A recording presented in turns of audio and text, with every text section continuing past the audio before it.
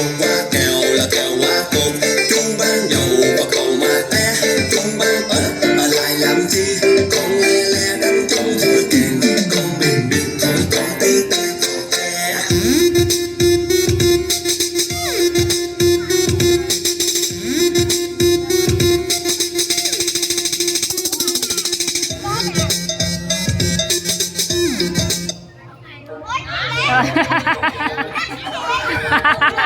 Mất hứng.